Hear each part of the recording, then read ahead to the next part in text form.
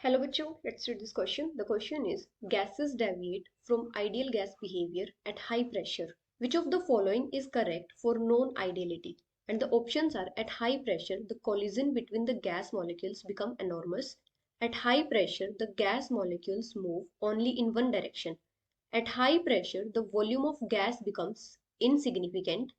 At high pressure, the intermolecular interaction becomes significant. तो यहाँ पे हमारा की कॉन्सेप्ट क्या होगा? तो यहाँ पे हमारा की कॉन्सेप्ट क्या हो जाएगा? Deviation of gases from ideal gas behaviour.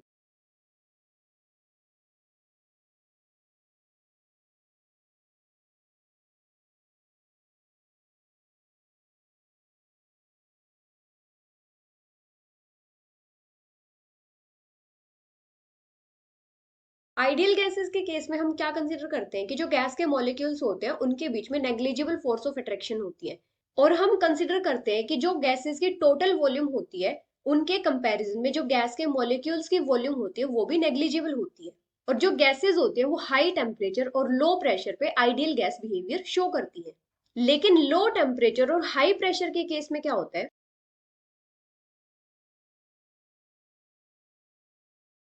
जो गैसेस होती हैं वो आइडियल गैस बिहेवियर को डेविएट करती हैं, मतलब वो आइडियल गैस बिहेवियर शो नहीं करती। और ऐसा क्यों होता है? क्योंकि लो टेम्परेचर और हाई प्रेशर के केस में क्या होता है, जो गैसेस की काइनेटिक एनर्जी होती है वो भी कम हो जाती है, जिसकी वजह से जो गैस के मॉलिक्यूल्स के बीच में अट्रैक्शन होती है वो सिग्निफिकेंट होती है। मतलब हाई प्रेशर पे क्या होता है, जो गैस के मॉलिक्यूल्स के बीच में अट्रैक्शन होती है,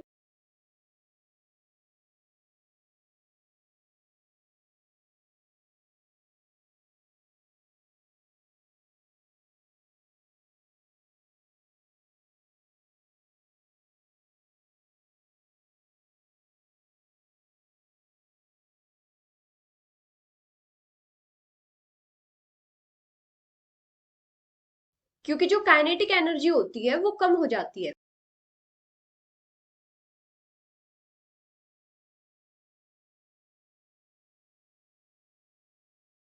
जो काइनेटिक एनर्जी होती है क्या होती है? टेम्परेचर डिपेंडेंट होती है, मतलब ये डायरेक्टली प्रोपोर्शनल होती है टेम्परेचर के। अगर टेम्परेचर कम होगा तो जो गैसेस की काइनेटिक एनर्जी होगी वो भी कम होगी, और काइनेटिक एनर्जी कम होगी तो वहां पे क्या होगा, जो गैस के मॉलिक्यूल्स होंगे उनके बीच में जो अट्रैक्शन होगी वो भी सिग्निफिकेंट हो जाएगी। और एक हाई प्रेशर पे क्या होता है, जो गैस के मॉलिक्यूल्स होते हैं उनकी वॉल्यूम भी क्या हो जाती है, सिग्निफिकेंट हो जाती है।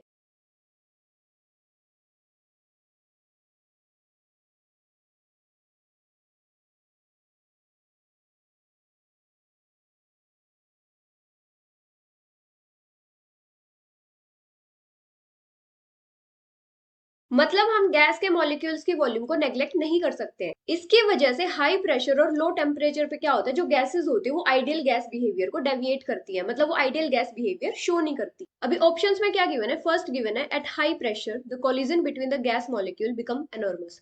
कोलिजन्स की वजह से हम डिसाइड नहीं कर सकते कि जो गैस है वो आइडियल गैस है या नहीं है।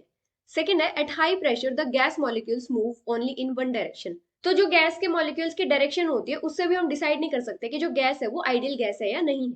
थर्ड है, at high pressure the volume of gas become insignificant. ये भी इनकरेक्ट होगा, क्योंकि हाई प्रेशर पे क्या होता है, जो गैस के मॉलिक्यूल्स की वॉल्यूम होती है वो सिग्निफिकेंट हो जाती है। फोर्थ है, at high pressure the intermolecular interaction become significant.